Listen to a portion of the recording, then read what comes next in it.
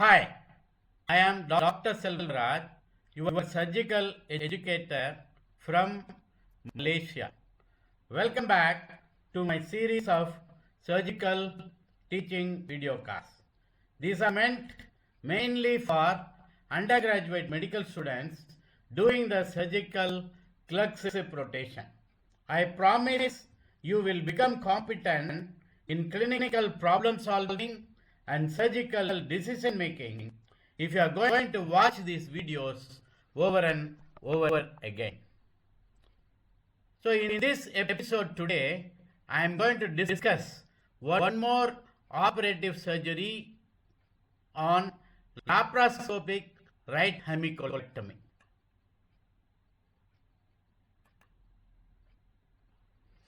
So the indications and other things are same as for the open surgery. So what are the indications? All the malignant tumors in ileocecal region, ascending colon up to the hepatic flexure, we can do right hemicolectomy. The adenomatous polyp in the right colon, which cannot be removed safely with endoscopy, that is the colonoscopy, then also you can do the right hemicolectomy. For benign conditions like ileocecal tuberculosis, inflammatory bowel disease, cecal diverticulosis, bleeding vascular ectasia, that is angiodysplasia, and cecal volvulus. These are the indications for right hemicolectomy. Of course, you should give general anesthesia with endotracheal tube intubation. The position, you can keep the patient either supine position or the modified lithotomy position. Diagnosis should be confirmed by the colonoscopic biopsy, and staging should be done by contrast enhanced CT scan. You should get informed consent from the patient after explaining the risk or the complications of this surgery. In 2% of the patients, anastomotic leakage can happen. Hemorrhage can happen in 1% of the patient, bowel obstruction in 2% of the patient, wound infection in 2 to 10%, injury to ureter, duodenum and gonadal vessel can occur in less than 1% of the patient. Apart from these complications, all the complications of laparoscopic surgery like the major vascular injury or injury to the bowel can also happen in this surgery. So you have to explain everything, and then you have to get a written informed consent from the patient. Pre-op preparation, adequate mechanical bowel prep the day before surgery with orthograde enema with PEG, that is polyethylene glycol, you can give, that will prepare the large bowel. You have to give prophylactic IV broad spectrum antibiotic as well. Venous thromboembolism prophylaxis with low molecular weight heparin, and you can also use pneumatic stockings.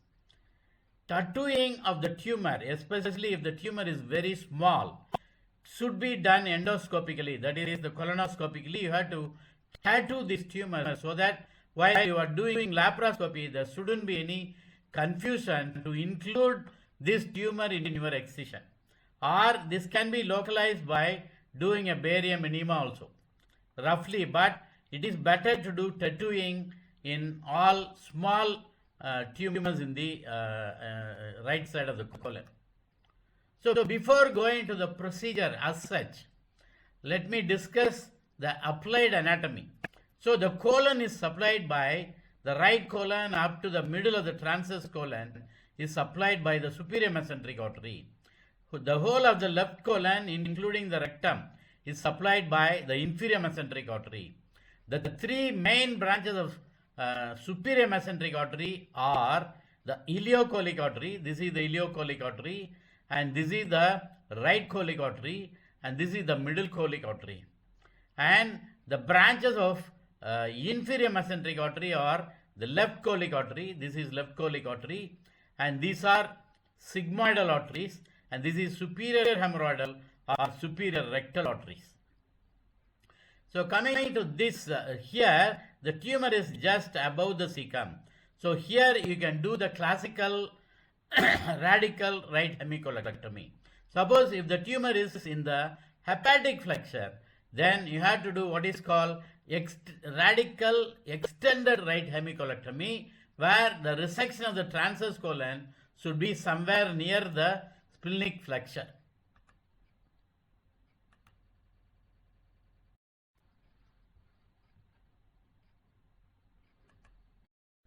So the positioning and port placement is very important in lap right hemicolectomy. You have to place the patient in modified lithotomy position. You can create the pneumoperitoneum either by Wieris needle, that is the closed method, or the open Hassen's cannula method. You can put 4 ports. This is the position. See, the surgeon is standing on the left side. The assistant is standing in between the legs of the patient. The scrub nurse is standing here. Of course, the anesthetist is standing at the head of the patient. You can keep just one monitor is enough. Both the surgeon and the assistant can look into this monitor. So then the dissection and vascular control, if it is a malignant tumor, then you have to do what is called medial to lateral approach. If it is a benign tumor, then lateral to medial approach. That means you have to first control the medial to lateral approach, means you have to first control the vascular pedicle and then you have to mobilize the right colon.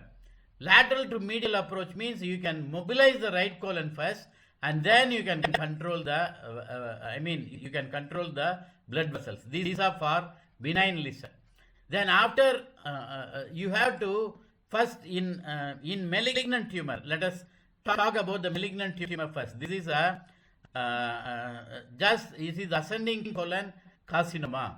So you should not mobilize the right colon first for the fear of this tumor will, if you are handling this tumor, okay, this will dislodge and this will spread through the blood vessels.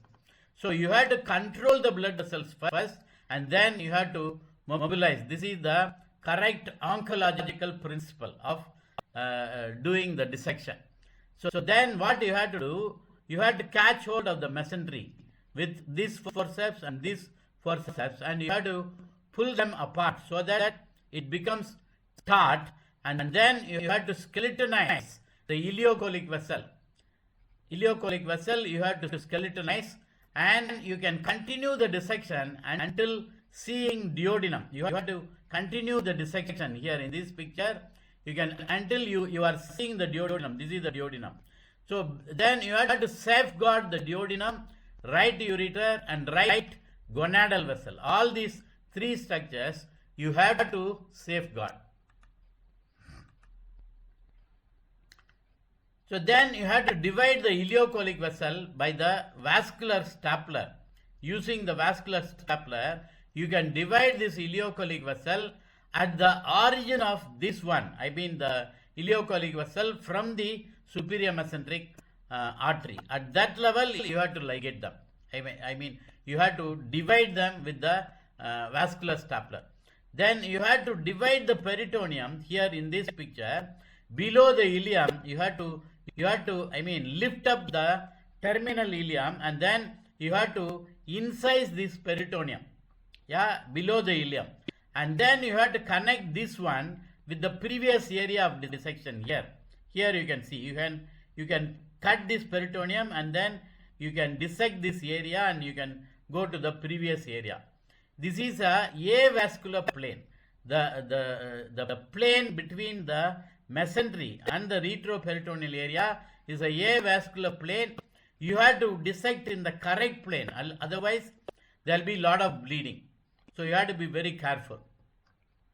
Then after this, you have to mobilize the right colon, mobilize the cecum and ascending colon by incising the lateral peritoneal reflection and pulling the right colon towards the midline. This is what you are seeing here in this picture.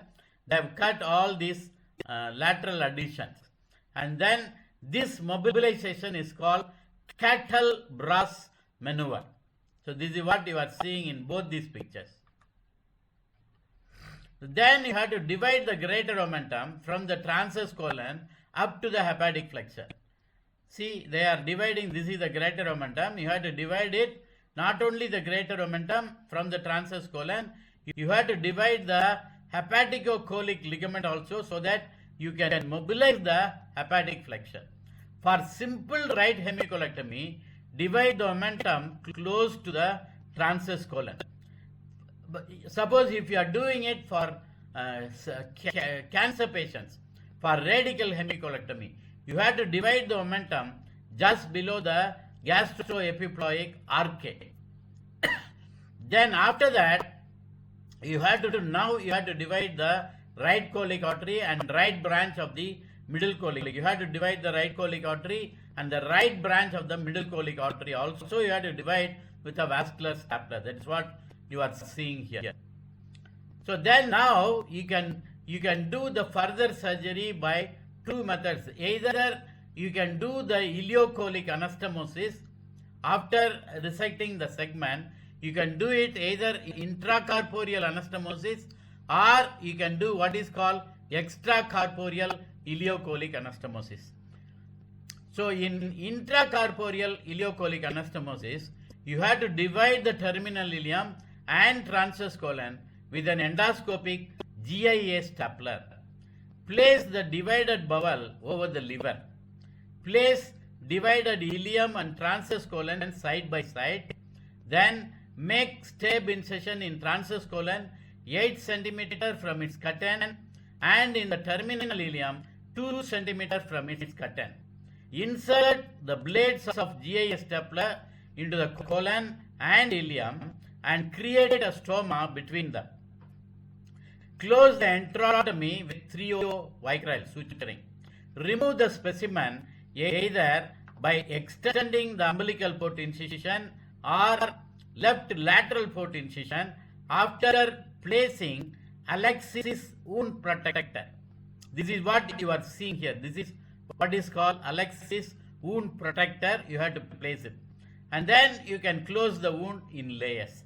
This is for intracorporeal ileocolic anastomosis. Suppose you are planning for extracorporeal ileocolic anastomosis, you can here also you can extend the umbilical incision and you have to open the peritoneum, and then you have to place the Alexis wound protector. This is the Alexis wound protector. Yeah, this is the Alexis wound protector. Then you have to extract the devascularized and mobilized bowel outside. See, this is the devascularized and already mobilized right colon up to the middle of the transverse colon. So this you have to pull it outside through this Alexis wound protector. You can pull it outside. We are putting this wound protector to protect the wound from getting seeding from the tumor. That's why you have to put this wound protector. Then you have to extract this loop of bowel outside. So here you are seeing the cecum, appendix, ascending colon, hepatic flexure, transverse colon, everything is lying outside. So the previously dissected mesentery also you are seeing here. So the devascularized mesentery you are seeing here in this picture. So for extracorporeal ileocolic anastomosis, you can do it by two methods. Either you can use a stapler or you can do hand sewn anastomosis. Here I am showing the stapler method. You have to, after this, you have to divide the ileum and colon with a GIS stapler. So here ileum is already, it has been divided. Now they are dividing the transverse colon also with this GIS stapler, linear cutting stapler, this one. So you have to cut this also. Then you can take it away. This segment or loop of the bowel you can take away. Now you will be having only this ileum and this part of the colon. So both this you can put some stay sutures, and then these are the these are the stapler lines you are seeing here. At the end of this stapler line, medially you have to make two holes, and through that you can put one limb of the GIA stapler into the colon, and another limb into the ileum, then you have to fire it so that an anastomosis will take place between the colon and the ileum. This is a side to side anastomosis. After this, you can take out this stapler and then you can use this transverse anastomosis stapler or TA stapler. This, before that, you have to catch hold of this end with lot of Babcock's forceps and you lift it, and then using this one again you can fire this area so that one more stapler line. You are seeing three stapler lines, one here in the ileum, another one here in the colon, and the third one made by the TA stapler. That is what you are seeing here. This will close this enterotomy wound. So now this is showing the extracorporeal ileocolic anastomosis by the hand-sewn method. But here there is disparity between the diameter of the ileum and the diameter of the transverse colon. So you have to make a cut in the anti-mesenteric border of the ileum, and this maneuver is called Cheatel's maneuver. And then you can go for this anastomosis. This anastomosis is an end-to-end anastomosis, either using a single layer interrupted seromuscular 3O vicryl or 3O PDS, or alternatively you can close it in two-layer suturing technique. That is what you are seeing here. This is two-layer suturing technique. At the end, okay, it will be like this. Then you have to close the defect in the mesentery also, you have to close it. So coming to the post-op care. Adherence to the post-operative colorectal clinical pathway ensures standardization of care and facilitate timely discharge from the hospital. Adequate pain control is achieved using patient control analgesia or PCA. You can use tramadol, which can be replaced with oral analgesic after second post-op day. Stress ulcer prophylaxis should be made for patients with symptoms or history of GERD or peptic ulcer disease. Prophylaxis for deep venous thrombosis consisting of sequential compression devices while in bed and heparin 5000 units subcutaneously every 8 hours or enoxaparin 40 mg subcutaneously every morning starting within 24 hours after surgery. Adequate IV fluids should be administered with monitoring of urine output. The Foley catheter may be removed on post-op day 1. Clear liquid diet is started on post-op day 1 and gradually it is advanced to the normal diet.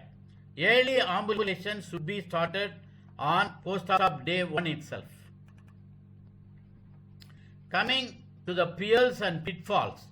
Prophylactic antibiotics should be given for colorectal surgery. Ertapenem 1 gram intravenously before surgery. It's required only a single dose for 24-hour coverage. Furthermore, it lasts for the duration of the procedure and does not require additional dosing. The hepatic flexor suspensory ligament should be divided with caution because there are often large veins are here. So careful dissection and use of energy ligatures should strongly considered to avoid uncontrollable bleeding and subsequent conversion to open laparotomy. Smaller lesions in the colon should be marked with tattooing, that is tattooing I told you already, for confirmation of the location, which will assist in removal of primary lesion with adequate 5 cm margin and areas of lymphatic drainage.